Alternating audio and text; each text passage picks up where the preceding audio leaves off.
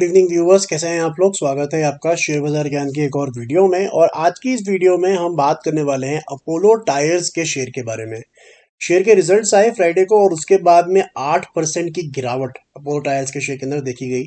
तो पहले तो हम रिजल्ट्स की बात करने वाले हैं कि रिजल्ट्स में क्या कुछ ऐसा खराब था वाकई में जिसकी वजह से रिएक्शन आया है, और अगर नहीं तो फिर किस चीज़ की वजह से जो है अपोलो टायर्स के अंदर में ये बिकवाली हमारे को देखने को मिली है, और आगे आने वाले समय के अंदर में क्या एक्सपेक्ट किया जा सकता है शेयर से। तो अगर आप लोग चैनल पर नए हो तो आप चैनल को प्लीज़ सब्सक्राइब कीजिए ताकि रोज आने वाली वीडियोस आपको लगातार मिलती रहे। तो शुरुआत करेंगे सबसे पहले अपोलो टायर्स के रिजल्ट्स के साथ में ही। और जो जून क्वार्टर के रिजल्ट आए उसके अंदर में हर पैमाने पे एक इम्प्रूवमेंट देखने को मिली। 6,000 करोड़ का जून में रेवेन्यू किया। लास्ट जून से कंपेयर करोगे तो 200-250 करोड़ ज़्यादा है। प्रॉफिट की बात करेंगे तो लास्ट जून में 200 करोड़ से कम का प्रॉफिट था। इस बार ऑलमोस्ट 400 करोड़ का प्रॉफिट जो है कंपनी ने किया है। 397 करोड़ जो है प्रॉफिट किया है। मार्जिन्स की अगर हम बात करेंगे तो पिछले जून के अंदर में जो मार्जिन थे वो 12% थे, इस बार 17% है। और ये जितने भी आप क्वार्टर्स देख रहे हो स्क्रीन के ऊपर में, ये जून 2020 से लेके जून 2023 यानी कि पिछले 3 साल, 3 साल यानी कि एक साल में 4 क्वार्टर होते हैं, तो 3 साल के हो गए 12 क्वार्टर। तो ये जो 12 क्वार्टर के आप नंबर्स देख रहे हो इनमें से थर्ड बेस्ट क्वार्टर ये है in terms of net profit. 397 crore का प्रॉफिट इन्होंने किया है। 427 का जो था इन्होंने लास्ट क्वार्टर किया जो कि सेकंड बेस्ट था। और इससे बढ़िया एक क्वार्टर आया था इनका दिसंबर 2022 में, जब 450 करोड़ के करीब का प्रॉफिट किया था। तो थर्ड बेस्ट क्वार्टर होने के बावजूद क्या रीजन है इतना बड़ा सेल ऑफ, जो कि काफी बड़ा है। 8% एक ठीक ठाक सेल ऑफ होता है एक स्मॉल या मिड कैप कंपनी के लिए। So what is the reason, उसको हम इवेल्युएट करते हैं। तो सबसे पहला रीजन जो मैंने बताया था पहले भी, मैंने लगभग एक हफ्ते पहले एक वीडियो बनाई थी सीएट टायर्स के ऊपर में, राइट। और सीएट टायर्स के ऊपर मैंने ये बताया था कि सीएट टायर्स का शेयर भी गिर सकता है, और उसका रीजन मैंने बताया था कि एमआरएफ के ऊपर में एक रिपोर्ट आई है। अब एमआरएफ का सीएट और अपोलो से क्या लेना देना। देखिए, एमआरएफ हमारे कंट्री की सबसे बड़ी टायर मेकिंग कंपनी है, 1 लाख से ऊपर का इनका स्टॉक है, राइट।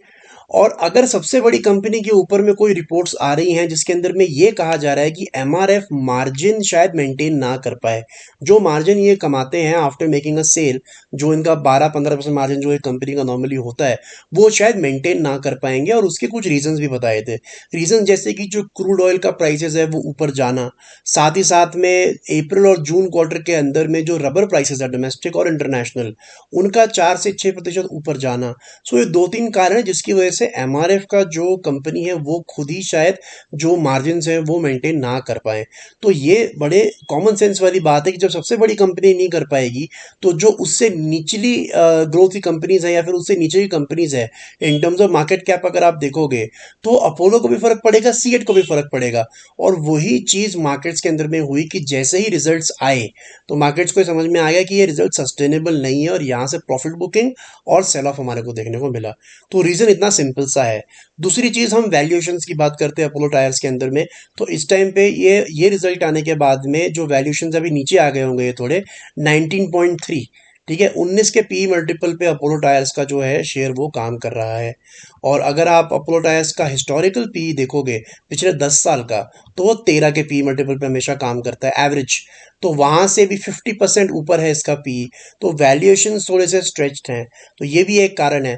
और साथ ही साथ में सबसे इंपॉर्टेंट, जब मैं टेक्निकल एनालिसिस करता हूं तो मैंने हमेशा ये बताया है बात कि मैं जो दो एवरेजेस यूज करता हूं, 20 और 200 मूविंग एवरेज।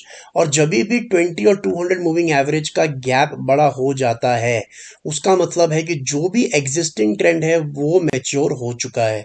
चाहे वो एग्जिस्टिंग ट्रेंड नीचे का हो और गैप बड़ा हो जाए तो वो भी मैच्योर हो चुका है, चाहे वो ट्रेंड जैसे अभी चल रहा है ऊपर का है और ये गैप जो है इतना बड़ा हो चुका है, तो यहां से भी ट्रेंड रिवर्स करेगा ही करेगा। और वही चीज हमारे को देखने को मिल रही है। इनफैक्ट ये वीकली चार्ट है और वीकली चार्ट्स के ऊपर में काफी बड़ी और भयानक रेड कैंडल इसने बना दी है। आप देख सकते हो यहाँ पे कि पिछले 3-4 हफ्तों का लो इसने तोड़ दिया है और अब ये नीचे की तरफ आने के लिए रेडी है। और सेम चीज अगर आप थोड़ा बड़ा करके इसका 2014-15 में देखेंगे ना आप, तो सेम चीज हमारे को यहाँ देखने को मिली थी 2015 के अंदर में। एक बड़ी रेड कैंडल बनती है और उसके बाद में जो शेयर चल रहा था लगभग around the levels of 240, correction करके वो नीचे की तरफ में 160 तक आ गया था। तो यानी कि अगर इन टर्म्स ऑफ परसेंटेज अगर आप देखोगे तो 30, 35% निकल गया था शेयर 2015 के अंदर में। तो क्या यहाँ से 35% निकलेगा? 35% यहाँ से निकलना मतलब 425 का शेयर ऑलमोस्ट 300 रुपये पे आना, अभी 395 400 के करीब है। सो वेट एंड वॉच करना पड़ेगा इसके अंदर में। मेरे हिसाब से जो इसके अंदर में अच्छा सपोर्ट है वो अराउंड द लेवल्स ऑफ 384 है, राइट। पहला सपोर्ट तो उसने तोड़ दिया है जो कि बहुत क्रूशल था, अराउंड द लेवल्स ऑफ 410। तो 400 उसका सपोर्ट टूट चुका है और नीचे की तरफ अगला सपोर्ट जो है वो है अराउंड द लेवल्स ऑफ 384। 384 टूटने के बाद में 325 से पहले कोई भी सपोर्ट नहीं है। सो 384 टूटने के बाद में गिरावट इसके अंदर में और बढ़ेगी। तो अगर आपने ले रखा है तो एग्जिट करने का सही टाइम है। आपको अच्छे गेन्स दे दिए हैं इस शेयर ने, इस गिरावट पे खरीदना नहीं है। खरीदने के लिए आपको और भी अच्छे मौके मिलेंगे। अभी ट्रेंड नीचे का घूमा है, शुरुआत है, तो नीचे के लेवल्स आपको और देखने को जरूर मिलेंगे। तो दोस्तों ये था मेरा आज का video on Apollo tyres. I hope आपको लॉजिक और लेवल्स जो है वो क्लियर आउट हो गए। कोई सवाल है आपका तो आप कमेंट सेक्शन में डाल सकते हो। मैं मिलूंगा आपसे अपनी अगली वीडियो में, तब तक आप अपना ख्याल रखें and all the best guys.